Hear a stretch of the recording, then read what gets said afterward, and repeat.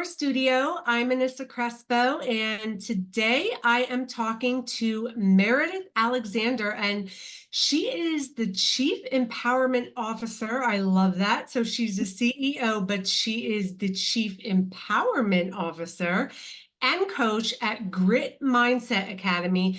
And she's also the founder of the Epic You Re-Evolution Movement. Amazing. So thank you, Meredith, for coming on. How are you today? Woohoo! I am excited to be here, and I'm excited for us to get the opportunity to kind of swap and share a little bit. Yes, I love the energy. So tell everyone just a little bit about who you are, what you do, how you came into all these roles, and anything else you'd like to share. Sure, absolutely. So it's an interesting journey, isn't it, for all of us? Because I think sometimes that when we are maybe in our 20s or even our 30s, we have an idea what our life is going to look like. And then all of a sudden, at some point in our life, we take a look in the mirror and we go, either, oh my gosh, my life doesn't look at all like I thought it would be, or sometimes even worse, as we look in the mirror and go,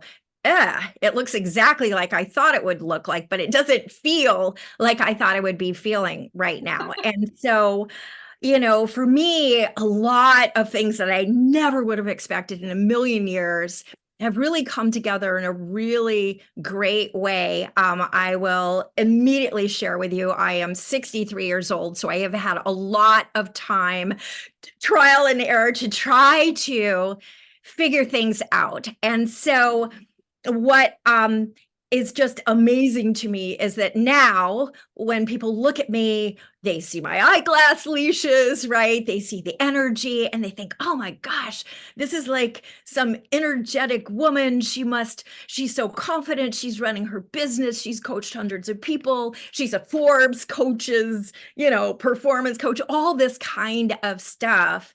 And it's really amazing to me. And I'm so grateful for that.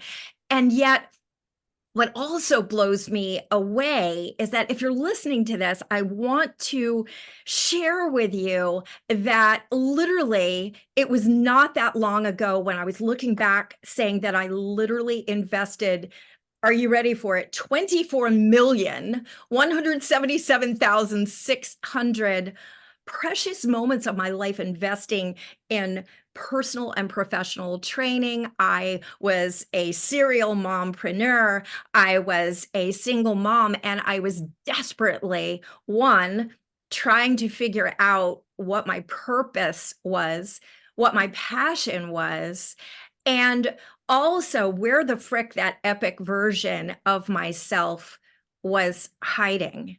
And with all of that investing and all of that soul searching and all of the crazy boulders that fell down on my, in my life, I was in an abusive relationship. It just felt like the harder I pushed, the harder I tried, the more I seemed to fail and just fall short. And it was so freaking frustrating because I felt like I'm doing everything right. I'm doing everything that everyone says you should be doing in order to feel like you are fully alive. And so what you may not know from me as a result of looking at me is that it took a boulder, literally the school of hard knocks, a boulder that had been attached to the side of a mountain in Colombia, South America, for possibly millions of years to really help me find that epic version of myself. And yet, the way that it did it was by making me face one of my greatest fears and probably the most tragic day of my life, because that boulder chose the moment when my 22-year-old daughter, who was on a fellowship from Yale, was directly underneath it to break loose and fall. And so I was the mom, the single mom whose youngest child had finally graduated, and she was finally saying, oh my gosh, I did it. I did it. I made it through.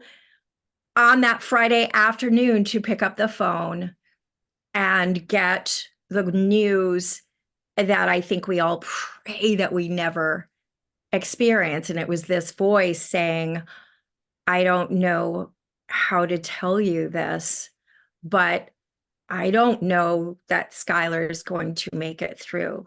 There's been a terrible accident. You need to get down here to Colombia, South America yesterday, right? It was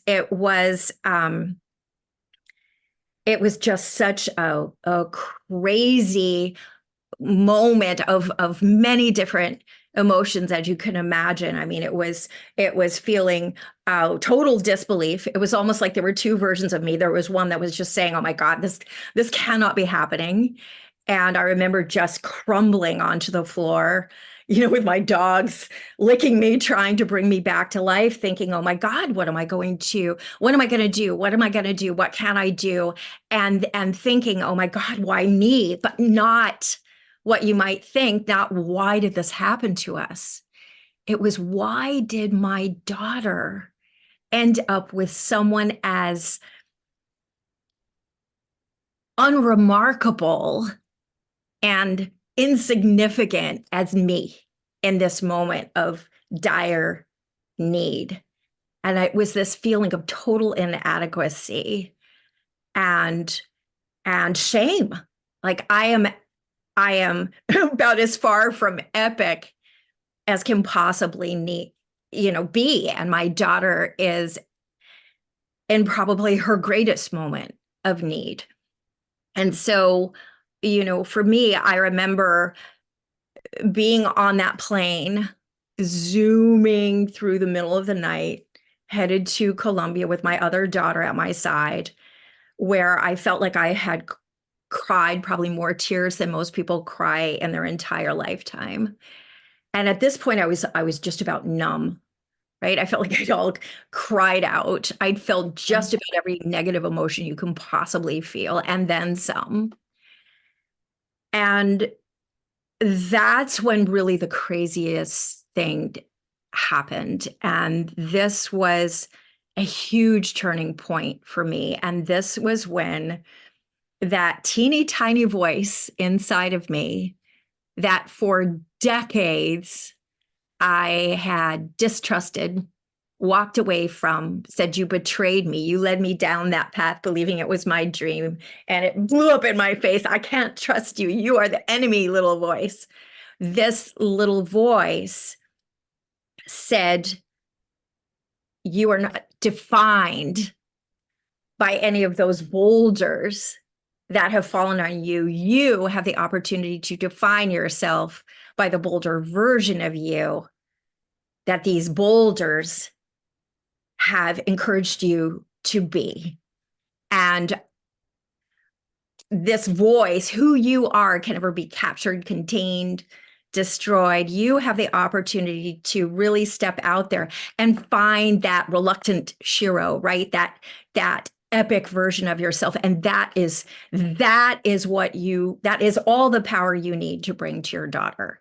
And so I realized that all these terrible things that I had lived through had actually inspired me to really dive deeply and study all aspects of the inner game. So it's not just mindset, it's not just neuro-linguistic programming, it's not just energy, it's everything from law of, I call it attracting the right action, law of attraction, right? It's focus, it's our language, it's how do we decide who we're going to show up being, any aspect of that inner game. And specifically, how do people who face these incredible boulders in their own life, how do some people emerge as bigger, bolder versions of themselves? And it was always that inner game. And so as I sat on that plane, I remember making a promise to my daughter, Skylar,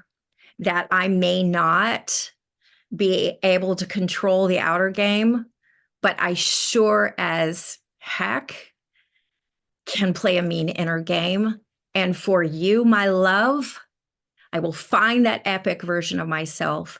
I will show up as a force to be reckoned with, not the second boulder of this frickin' boulder, not the second victim, right? And I will say game on. And I don't know what's going to happen, but whether you physically make it or not, I will not make your legacy be that I become the mother of a child who was tragically killed by a boulder. I will take everything that you have stood for in your life, and I will show up ready to carry on, whatever that looks like. And so that really has become the core of me discovering and unveiling, what does that mean? What is the formula? And how do you play that? Any of us, how do we play the inner game to win? Because we all have boulders. So it's just, hopefully most of the time they're not literal boulders. But for us, the moment that I risked looking like a fool and saying, I am playing this inner game to win, crazy things started happening. It was almost as if life had to conform to that vision, and things that were even medically supposedly impossible started becoming a reality. And it was a brutal process, but we kept seeing miracle after miracle, impossibility after impossibility, until finally months later, she officially was released and had survived the unsurvivable.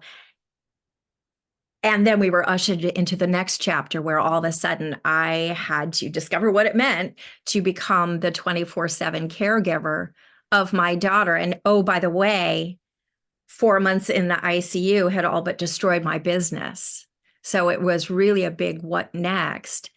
And then learning, having that understanding that that formula that I had applied to really empower me and allow me to see opportunities, possibilities to transform the impossible into the impossible with my daughter, translates into the whole life experience, including our careers.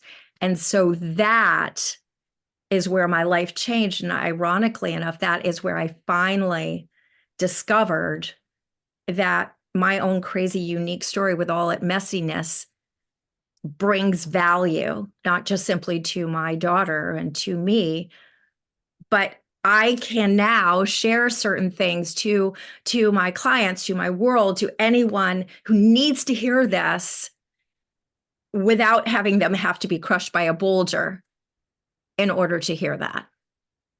Does that make sense? Absolutely, it makes sense. Wow, that was a powerful story. I mean, I heard so much. I heard you say, when you first started talking, it came to mind that, I was in my 20s, in my early 20s, and, going through some struggle, because I have gone through a lot of struggles, and as most women have. And I remember being at work, and I worked alongside this other woman, and she was in her late 30s, which now I'm 39. So, it kind of makes sense to me now. And she said to me, like, don't even worry about it. She was like, it's such a small thing, and you don't even know who you are until you get into your 30s, your 40s. And it's so true. It's like the evolution of woman is like, we evolve so much, and we're constantly changing and adapt, and hopefully we're constantly changing. We're supposed to change. Sometimes you see people and they're in a relationship and they're like, oh, he changed or she changed. We're supposed to, like, that is what is supposed to happen. But the point is, are we adapting properly? And, becoming, I have a coaching program, and it's called Becoming Her, because, sometimes we have to decide, and sometimes we have to shift. And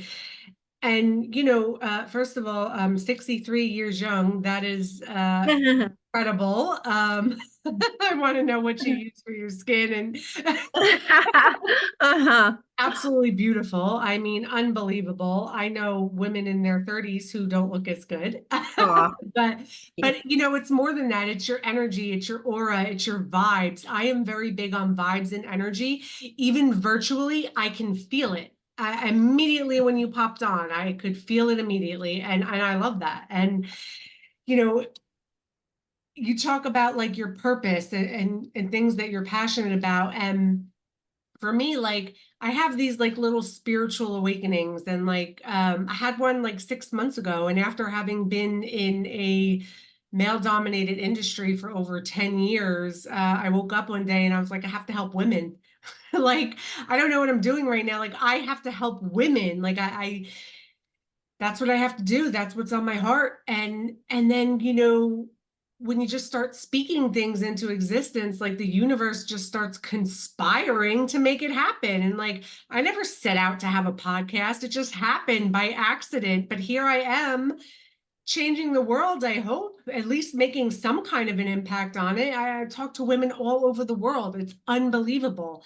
And they're grateful. And I'm grateful for them. And it's so amazing. And then to hear you say you had a boulder, an actual physical boulder, because when we talk about boulders, a lot of times we're talking about figuratively the Yes. weight of a woman. First of all, the world, literally a sphere of a boulder Yes. that we carry on our shoulders constantly, and inside of us, and then it shows on the outside of us. And then to have that happen to your daughter, I mean, I as a mother, I can't even begin to imagine the emotions, the lack of emotions, the shock, all the things. I mean, and then the miracles, but then all the things that happen during that. Your business, I mean, your business just, I'm sure, you have to take care of job one. Job one is mom. That is always job one. Um, and it's crazy. And it's so funny because I have a similar, or at least I like to believe I do, energy and vibe. And I get told a lot, like, I'm actually a lot for a lot of people. Like some people can't even handle me, like being around me, especially like negative people. They don't vibe with me. So it's like too much for them. And, people always see us successful and happy. And for me, I think you could agree with this. Happiness is a choice. I wake up every day and I choose happiness. Like I choose it. I'm not defined by my trauma. I will turn my trauma into triumph, and I will help people with it. There are people that need to hear the things that I've gone through. I don't need to stuff them down inside of me. I don't need to do that. I don't ever call myself a victim. I call myself a survivor. The things that I have survived, that's just what it is. And, I don't have that victim mentality, and it's a choice, for me anyway. And I think you could probably agree with that. And then, I mean, any failure that we go through, it's always a lesson. Like everything in life is either a lesson or a blessing. And, even our failures, they're opportunities to learn and grow. And, if I can help somebody through not having to experience some of the pain that I did, then I will. But to have gone through that and, have such a miraculous outcome, and then walk around this earth not bitter, not upset, not, you know what I mean? Like some people would take that and take that tragedy and just let it manifest inside of them. But you don't. You're out here, you're doing amazing things. You are a coach for Forbes. I mean, that's unbelievable. I mean, I'd love to hear some more about that too, because I'm actually in a PR campaign right now. And I'm a little curious about that. But I mean, you're just a remarkable woman, and I love it. I just love every second of it. Well, thank you so much. And I really, there are so many things I think that you said that, yes, definitely do resonate. And for me, as I've evolved, I've realized that happiness is a lifestyle, right? And it really has to do with what I call the epic 3, which ultimately is what became my book, The 100 Days of Epic, right? And there are 3 areas of mastery that I believe in we can harmonize them. I'm not a big believer in balance. I don't believe in work-life balance, because balance is like a balance beam. One gust of wind comes and whoosh, one variable and you're off, right? As opposed to harmony, when you're questing for harmony, when your objective is harmony, that means that even with just a limited number of notes combined with spaces, right? Notes and spaces, you can create an infinite number of melodies and that are infinitely pleasing, right? And so I feel like that happiness has very much to do with the choice of like, as Howard Thurman says, coming even more alive. Don't ask what the world needs, ask what makes you come alive, and then go do that, because what the world needs is people who have come more alive. So how do you get there? It is the areas of mastery, the epic 3. It's your focus, whether you're focusing on the presence of what you want or the lack of the presence of what you want. And I think, most of us, if you've done any personal development, if you've listened to Tony Robbins at all, you have heard that what you focus on expands. Even quantum, physics talks about that. Where we sometimes get confused is where we do things like we focus, we go like, I am focusing clearly on my bank account. Why are you not expanding? Right? It's that conversation. Where do you want to be a year from now? And saying, oh, a year from now, I want to be in a better job. I want to be doing something I love. I want to live in a place that I love. I want to be traveling the world. And we wonder why that doesn't feel exhilarating, because we're talking about what we want, aren't we? When what we're actually doing, our focus is on the checklist of things that are missing. So we're focusing on the lack of the presence of what we want. So one of the things for Skylar and me, and for a lot of the clients that really evolve into discovering things about themselves, opportunities that they didn't even see before, it's as you can learn to really open up the muscle of focusing on, yes, I know why I want it, and what will that feel like? So it's the language, that's the second of the mastery. Which languages? There is, kind of playing a little bit, there is no my trauma, there is the trauma. And all of our present tense statements should be statements that empower us and energize us. And because our present tense statements reflect what we believe to be true. And what we sometimes assume that is not necessarily true is that there's only one truth at a time. So therefore, we walk around saying, yeah, well, it's true. I do have this big challenge. Okay, that's one variation of the story. But how about, instead of saying my biggest challenge right now is finding a way to feel more confident, how about saying my biggest focus right now is figuring out how to show up more confidently, how to feel better about myself, how to see my worth? Or my biggest commitment right now is finding my confidence. Now is my time, right? And your mind can actually believe that and go, yeah, actually, yeah, that is true. And so therefore, what's the difference between saying, oh my God, what I'm really struggling with right now is, okay, identify it one time. And then what are you committed to? What are you excited about? I'm really excited to find my confidence, right? I'm excited to find opportunities that allow me to explore and grow and iterate, right? And then the third mastery is that ability to envision. Often we use our imagination once we become adults strictly to worry, to fear, to self-doubt. That's what we decide is legit use of our imagination. Well, how's that been working for you, right?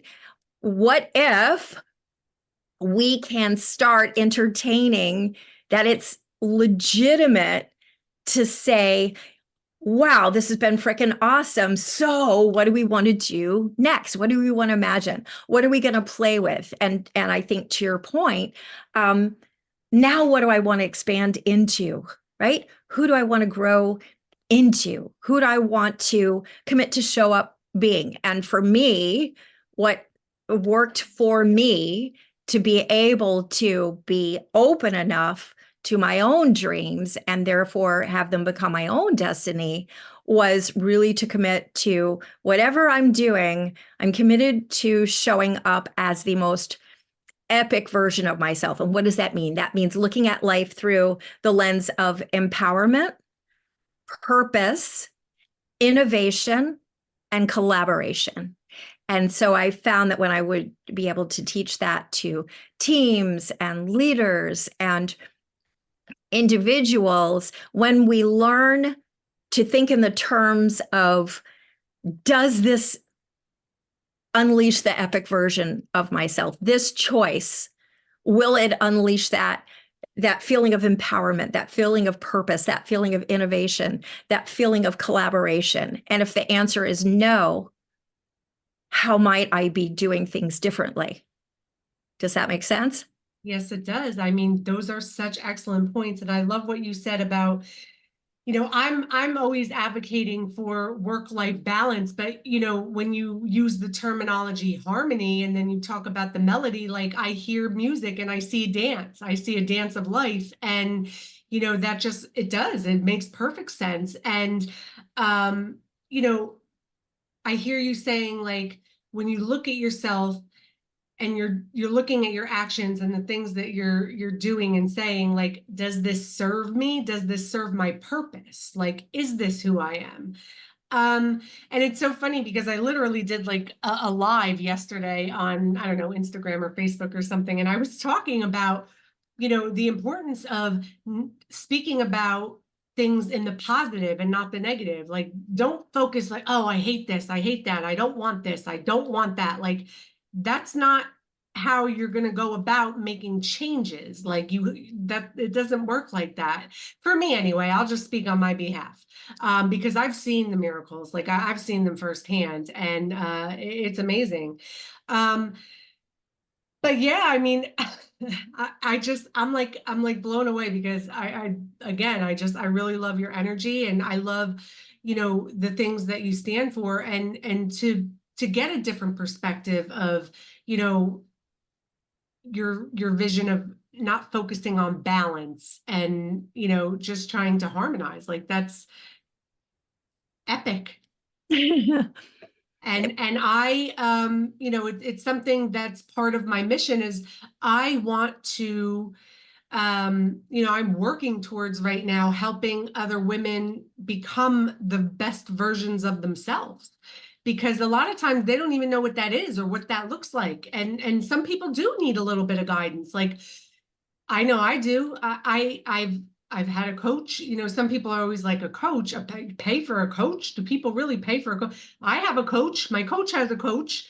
Her coach has a coach. Like, it just, of course we do. We need to be able to see things from other perspectives, and especially this time that we live in right now. Like, everybody's so divided, and I have a very open mind. Like, I have my opinions about things, and I have my values that I feel strongly about and that I live by. But then I love to hear other people's perspectives and look at things through a different lens that I may not have thought of it that way. And it's one of the reasons why I love what I do here, because I mean, it's just a great opportunity. And I just feel very blessed to be sitting here talking to you. For sure, for sure. And I think this, you bring out just how critical, again, I would emphasize that for me, EPIC includes the C for collaboration. And why do you have a coach? Well, because I want to be able to look back at my life and say that I have truly lived. So therefore, how do I do that more deeply and more richly? And that is to get another set of eyes, to get some of the wisdom, to get some of the benefit of the whole reason why there isn't just one of us. on this planet, to get more insights, to go further faster. I can turn literally by having a coach, by having mentors, trainers, understanding. I can take, I'm capable of perhaps figuring out many, many things. But if I'm putting my focus on trying to figure this out over here, it may take me years. Whereas, especially blind spots, right? Even Einstein supposedly said you can't figure out a problem with the same mind that created that problem, right? So the blind spot thinking, if I want to be that more epic version of myself, I want to be able to see as quickly as possible where are my opportunities to learn, right? It's not that it's a weakness. It's not that it's a failure. It's about, I'm not here to fix anything in the past. I'm here to create this empowered future, this epic future. And that means, why on earth wouldn't I take advantage of the resources around me? Well, guess what? There are people around me. And those are part of the powerful resources. So I find that the people who invest in the coaching with me are people who have decided that they no longer are willing to settle with the pace of plan B, which often becomes plan Z before you know it, years, sometimes decades later, or just the trial and error and, talk about the humiliation of just feeling like you're nonstop on a hamster wheel. And a lot of people will say, oh my gosh, yeah, but I think it would be hard to change. Well, hard to me is waking up every single morning feeling like nothing's changing. You're feeling the same pain. You're still feeling like, gosh, what's getting in my way? Me, right? And so there's so many reasons. If you want to come fully alive, why, of course, you're going to take advantage of the resources around you, including the coaches, the mentors, the trainers, the teachers, right? Yeah. And including the anti-mentors, because there are people out there who will show you very clearly what you do not want to be. And that can be as important as identifying what it is that you do want to be. Yeah, 100%. And that's so true. Like, we have to choose our hard. Like, let's just talk about weight, for example. Is it hard to, I struggle with weight my entire life. My husband and I collectively over the past 4 years lost over 100, lost over 300 pounds together. Wow. Yeah. So, and I mean, all my life from childhood, and every single person in my family, same thing.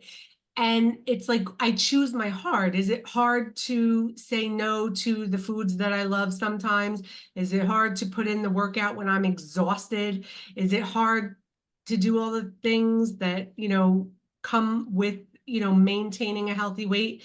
Yeah, but what's harder? Is it hard to be morbidly obese? Is it hard to not be able to find clothes and look, feel uncomfortable because of the way I look?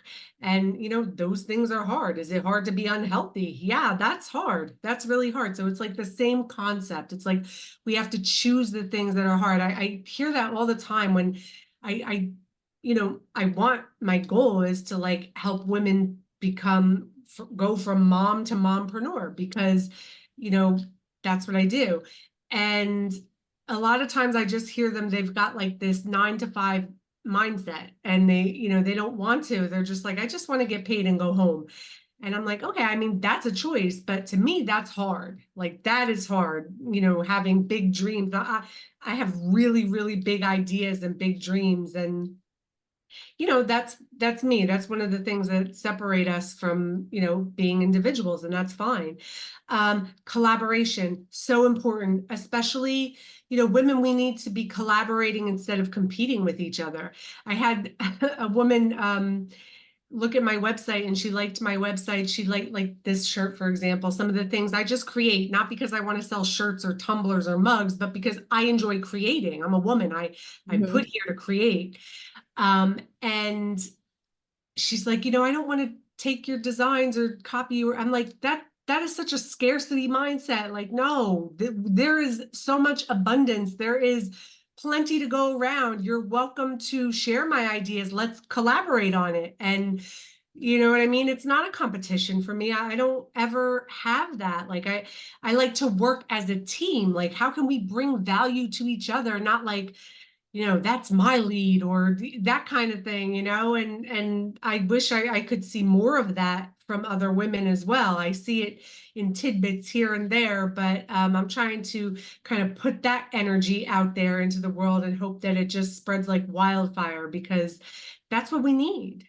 So, I love that you brought that up. And I think that one of the big ahas when I work with women um, is that, kind of a couple of things. One, I really believe that we women, kind of to your point, are born with a natural duality that men don't necessarily have. We're born, of course, with that part of ourselves that is very creative, very whimsical, very nurturing, very loving, that Mother Earth sort of essence.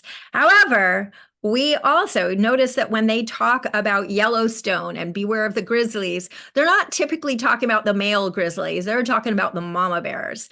And right, that unstoppable instinct to be, if I'm going to be the last one standing, I will be here to protect that carpe diem. So I kind of look at the duality almost like that joie de vivre, that joy of being alive, with the carpe diem, seize the day. And I think, again, when we can harmonize that as women and then understand that for many, many, many generations, the harmony was achieved in a different sort of way because it was much more survival associated. And so for the longest time, we women were taught to measure our value and our self-worth kind of by our level of sacrifice in many cases, and how quiet can we be, how subservient can we be, how, our places in the home. And I'm not judging that, because at one point, perhaps that there was a different sort of strength that was required of women. Now, as we move into a lot of things are shifting, how do we let that duality that we are naturally gifted with, how do we let that blossom and realize that when, far from being pompous or she thinks she's all that, when we can, in that beautiful, what you were mentioning about kind of all embracing collaborative way, claim what our passions are, claim what our gifts are, what our superpowers are, then what we do, not shove ourselves and say, I'm snatching up all the epicness in the world, is no, I'm authorizing you to have your own superpowers too, and your areas of growth and your areas of, wow, wouldn't that be nice if, right? And so I think far from increasing the judginess, it kind of like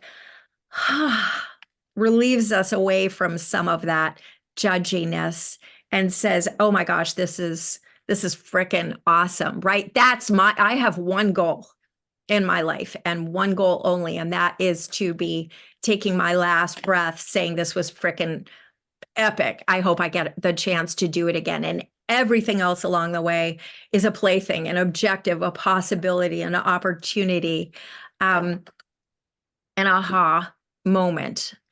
So I think that we as women, really, speaking of opportunities, we have the opportunity to redefine what success means on our terms. And it doesn't mean that we have to go out there and lead by authority necessarily, that we can't have that duality and have that be very successful. It is not the mountain that shapes the river, it's the river that shapes the mountain.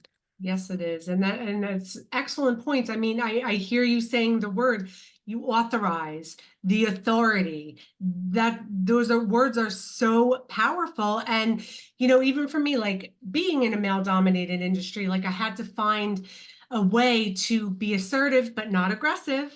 Right. And and try to have men meet me where I'm at, because it's not always aligned. And we have this beautiful feminine energy, but we have this beautiful masculine energy too. And it makes us who we are. And that's what makes us so amazing. I mean, it really does. It really, really does. So tell us, before we sign off here, what's the name of your book again? Where can we find it? And what do you want to leave this audience with? Beautiful. So actually, I have two books. If you're curious about literally the play-by-play of that boulder dropping on my daughter the first 4 months, my book, The Sky is the Limit, which you might see behind me with my daughter's beautiful arms, that literally are the actual unedited posts that I posted on Facebook for the first 4 months, including the moment when I got the call. So that's all captured in there. So you can see the inner game actually in action. The epic, the 100 Days of Epic, which is gamified, by the way, is what I just released it this past fall. And that really is an invitation to dedicate 100 days to yourself to unleashing that epic version of yourself. It is set up so that every single day for 100 days, you focus on one of the three masteries and kind of build upon each other. The focus, the language, the ability, the imagination, the envisioning, so that in just 100 days, you can really emerge being able to look at yourself feeling even more alive. So both of those are available on Amazon. You can find me all over social media, and it's Meridith with 2 I's, Meridith. And my coaching website, as opposed to my speaking website, my coaching website is gritmindsetacademy.com. So you can definitely reach out. You'll find that you can, if you're feeling stuck or feeling like you spent way too much time renting space on the hamster wheel, you'll find an opportunity for a quick strategy call, whatever you want. So I love interacting with people, and I would love to hear from you and what popped out from our conversation today, and hear what the big 3 takeaways are. Yeah, absolutely. So, And I also want to say, since of course I'm going to be sharing this to those of you who are in my tribe family, and otherwise known as my tramily, that this is Anissa. Is it Anissa or Anissa? it's Anissa. Anissa, that's what I thought. Then I started questioning myself. Anissa Crespo, and she is founder of the Mompreneur Studio. So if you like what you're hearing here, I want to encourage you to don't let this be the only time that you visit this podcast, because as Anissa is pointing out, we are here, we are bigger, better, bolder, thanks to our interaction with each other and our ability to collaborate just like this. So we all sometimes may dip from, as they say, the same well, but the way that we express it, even sometimes it might be kind of the same concept, but the way that we express it is slightly differently. So it creates that aha. And when you put it all together, it can be a really epic experience. Absolutely. So, yeah, I mean, unbelievable. You are an incredible woman. I mean, the things that I'm going to leave here with a lot. I got a lot of nuggets, that's for sure. Harmony, authority, and be epic. I mean, that's it. That's it. So, Meredith, thank you so much for taking the time with me today. This will not be our last conversation, I can assure you. I am definitely super excited to read your books, and we're going to speak soon. So thank you again. That sounds perfect. And I have loved being here. Thanks for making this happen and letting me be part of the swapping experience. And as Winnie the Pooh would say, ta-ta for now. And thanks for listening to us. All right, TTFN. Yes.